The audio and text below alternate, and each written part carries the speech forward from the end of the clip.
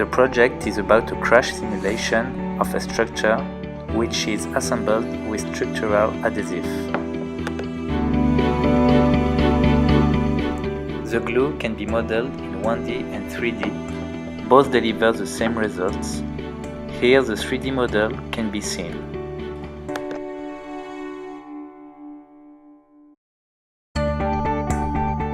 The impactor is the structure, and through the failure condition of the adhesive, the structure is destroyed.